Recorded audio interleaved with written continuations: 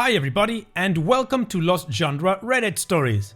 On this video, I've got a post from Relationship Advice with an update and one from Am I the A-hole. So if you want to get started with the stories, then just use the timestamps below the video. Now, I would like to thank all of you that support me in so many different ways. It really means a lot to me, so thank you. And if this is the first time watching one of my videos and you like it, then consider subscribing to the channel and joining us on Discord. Now let's get started with today's stories. This post is from the subreddit Relationship Advice and is from user ThrowArrayDylan3. I found out my 31 male ex-wife 27 female cheated on me while she was pregnant. Now she says I'm emotionally manipulative because I'm cold and distant during custody switches. I, 31 male, found out my now ex-wife 27 female had been cheating on me last year when she was 6 months pregnant. The affairs happened before and during the pregnancy. She had reasons and excuses and didn't want to get a divorce. She wanted to stay together and do couples therapy. I told her to go ahead and get therapy, but cheating was a deal breaker for me, so we got a divorce. The house was mine before we got married, so she moved back in with her parents, who had enough room to set up a nursery and give my ex the guest room. We agreed to an even 50-50 split of custody. My wife has our daughter Sunday through Wednesday, and the original plan was for her to drop her off at daycare on Wednesday morning, and my nanny picked her up around noon and brought her back to my house, where my daughter would stay with me until Saturday night or Sunday morning, depending on what worked best for everyone. Then, my ex said she thought the daycare was misplacing some things she was sending in for her to bring to my house, because a few times our daughter came home short some bottles or without her binky. So ex said she wanted to drop our daughter off at our house directly to make sure all of her things get to me. So, she started picking her up from daycare on her breaks and dropping her off here. I work from home Wednesdays and Fridays. Even so, I'm working. When ex began dropping off Nadine at my house, it was normally about 12:30. My daughter's nanny, nice old lady from Barbados, not sure of her age but I'd say late 50s or 60s, was the one to answer the door for my ex and take my daughter and her things, since I was in my office working. Ex began saying she wanted to speak to me directly when she dropped off. She said she felt like she was unloading a lot on the nanny and didn't want her to forget to tell me anything. I would be lying if I said I didn't still have some resentment and anger towards my ex. I don't want my daughter to see that though, so when I talk to my ex, I try to be as emotionally even as possible. Just talk about the things that pertain to my daughter and no more. At today's drop-off, Nadine had a dirty diaper, so her nanny took her upstairs to change her.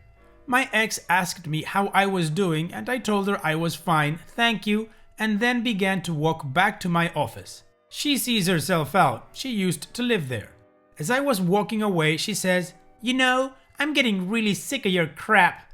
I didn't even get a chance to ask her what crap she was talking about when she just started freaking out, saying I was emotionally manipulating her by being cold and distant, that she shouldn't be punished forever for her mistakes, and how me hating her is the same as me hating my daughter.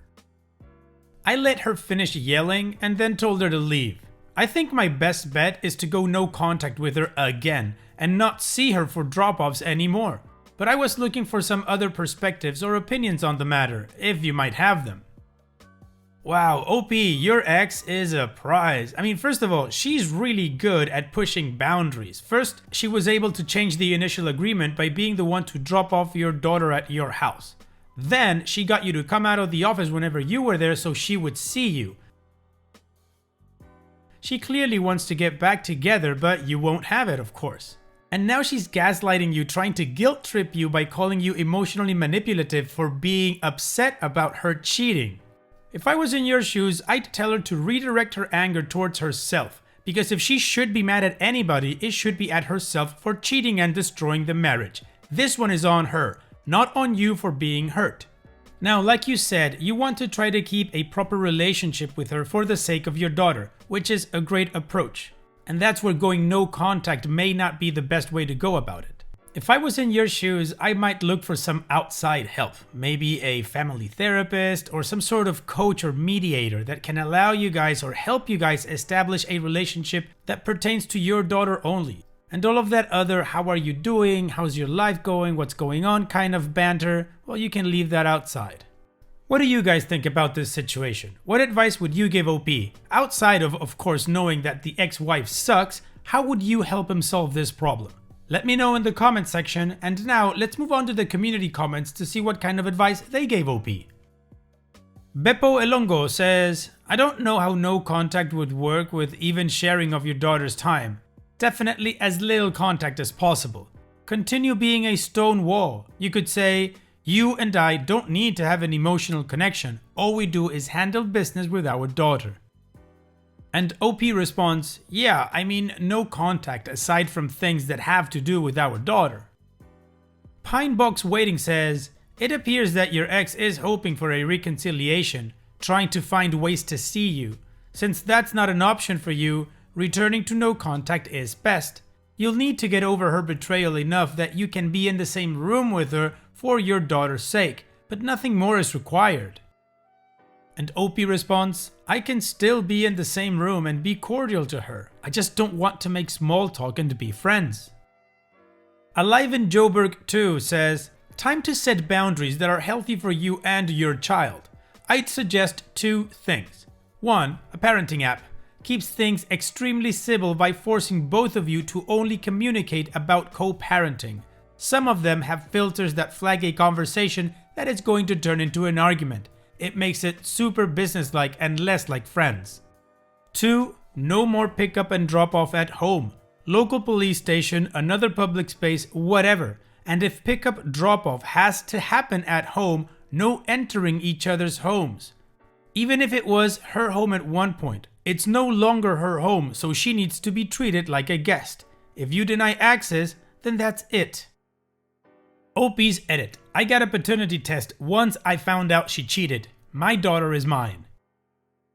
Well, in my opinion, the community has given OP much better advice than I did. It's great to know that there are options apart from just a family therapist or coach that can help out in these situations.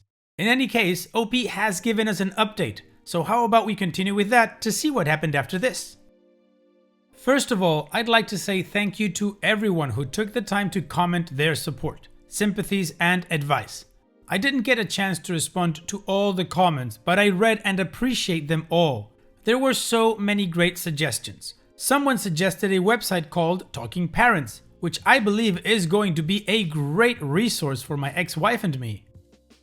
The thing I need to keep reminding myself is that in 5 or 10 years, the negative and betrayed feelings I have for my ex will most likely fade, but a hostile relationship between the two of us will impact our daughter forever. Because of this, I sat down with my ex-wife and had a recorded conversation about our situation. I was very open and honest with her. I told her that I still had negative feelings towards her as my ex-wife, but as the mother of my child, I would always treat her civilly and respectfully, but we had to have boundaries. I told her that we are going back to the original plan, where she drops her off at the daycare Wednesday mornings and my nanny picks her up in the afternoon. We're going to communicate through the website which items should be sent home with her, so the nanny can double check to make sure she has everything. My ex-wife isn't happy. I think she was coming to my house in hopes of reconciliation, but I told her respectfully, but in no uncertain terms, that it was never going to happen. But I would love to evolve our relationship as awesome co-parents to an amazing little girl and maybe one day friends. Again, thank you to everyone who took the time to reply on my post. This community has been a wonderful resource for me. I hope you all have a wonderful night. Well, it'll be good for you for establishing boundaries, and it's fantastic that the community was able to help with a resource such as that website. Now, addressing your ex-wife's happiness, it really doesn't matter if she's happy or not with the arrangement. The only thing that matters here is that you guys keep a civil relationship for the sake of your daughter. And good for you for telling her very certainly that there is no chance for reconciliation. Hopefully she'll come to terms with that and move on with her life and also become a really good co-parent with you for your daughter. So again, congratulations on solving this issue, and now we move on to the next post. This post is from the subreddit Am I the A-hole, and it's from user Jack Sutton 1993. Am I the a-hole for losing my crap on my father-in-law after he said no alcohol at my wedding? Context: me, 28 male, and my fiance, female 23, are getting married this summer. Wedding planning already started and we're both paying for everything, no outside help. I get along with my fiance's family, but my only issue is with her recovering alcoholic dad. The guy is basically a punk. He did it all. Stole, cheat, went to jail. He's the "your mom was my girlfriend" type of guy. What can I say? It's a small town, everyone effing knows each other. My fiance is his only daughter and she's always worrying too much about him, helping him with money, helping him with his living situation, and supported him in his recovery. We remain civil for the sake of all that's holy, but disagree often. He sat me down days ago to tell me about his journey in recovery and how challenging his experience was. He said he wants no alcohol at the wedding whatsoever. I was taken aback. I said, that's not gonna work for me and my family. He said, it's okay, we can have alcohol after the wedding is over. So after everyone has left? Absolutely not. I told him I'm sorry if he has an issue with alcohol at the wedding, but it's the norm and he shouldn't dictate the wedding just because he thinks he needs to be accommodated. He said firmly that he doesn't understand why I'm choosing to satisfy my family, who can't spend one night without drinking liquor that tastes like piss, to be my hill to die on. Funny coming from the man who gave up all he had for a drink, but let's not be so effing mean right now and weaponize his past. It's just one night. He's right. But of all nights, this is legitimately the night where alcohol should be available since, you know, it's a celebration. Long story short, he went on about me, making the whole wedding about me and my family when I shouldn't. I flipped the F out, lost my crap, and told him he doesn't get a say. We argued till we were blue in the face and he refused to stand down. When I shouted that I'd uninvite him, she shouted back that's his only daughter and he should be present at her wedding. I spoke to my fiance. She says she's torn on this issue since she's happy and proud of her dad's progress and wants him to be at her wedding, and I shouldn't have spoken to him this way. My in-laws are calling me an a-hole for taking my father-in-law's recovery lightly and refusing to do as suggested. Am I the a-hole? OP, while I think your father-in-law is commendable for getting over his addiction and is actually handling it properly, I don't think you're the a-hole on this one. It is your wedding, your celebration. It shouldn't be about what your father-in-law wants. Again, I understand his struggles and commend him for his efforts, but you shouldn't be catering to his addiction. I believe he should be the one to keep it at bay or remove himself from situations that involve liquor. Now, regarding your future wife, I understand that she wants to support her father-in-law, but this is your wedding too, so it should be a decision that you both make, and it shouldn't be just around one guest. What do you guys think? Do you think OP was the a-hole on this one or not? Let me know your judgment in the comment section, and now let's move on to the community comments to see their judgment. Worldly Science says, not the a-hole. My stepdad is an alcoholic, and he never asked me about this. He knew I was having booze at my wedding, and it was up to him to do what he needed to do to stay clean. Between my stepmother, my in-laws, and my mom's family, no way I was doing that sober. YMMV Butt says, not the a-hole, but you're another poster who is missing the forest for the trees. Alcohol at the reception is the trees. The forest? You got a big forest.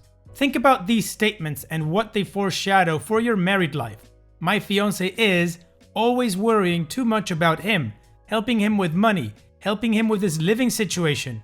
And your big fight with her dad? She says I'm torn on this issue and I shouldn't have spoken to him this way. You and she need to settle the issue of her dad's place in your lives and how you are going to settle disputes that involve him in the future. His Views Askew says, not the a-hole. I think you need to have a long conversation with your fiancé about her relationship with her father. I know she loves him, but he is not her child and she is not responsible for taking care of him. You have a life to build as a family. He needs to start fending for himself.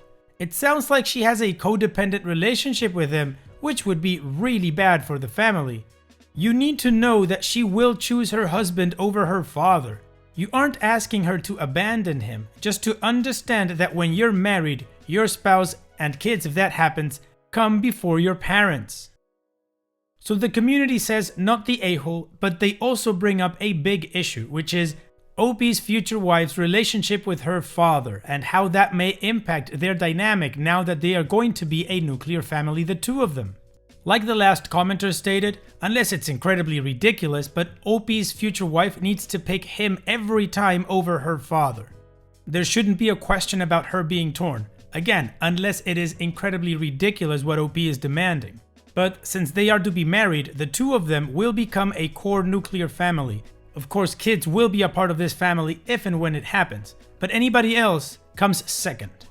Hopefully OP will be able to tackle that issue. And it's that time that we've reached the end of the video. I hope you enjoyed today's stories. I certainly did reading them to you. So if you did, then go ahead and give the video a like, and don't forget to subscribe to the channel and become a member of our Discord community that just keeps growing and it is fantastic. And like I said in the beginning of the video, all of the relevant links are in the video description below, so be sure to check them out. And finally, I'd like to thank you all for taking the time to watch this video. It really does mean a lot to me that you guys enjoy this content, so thank you once again. And having said all that, I will see you guys in the next video.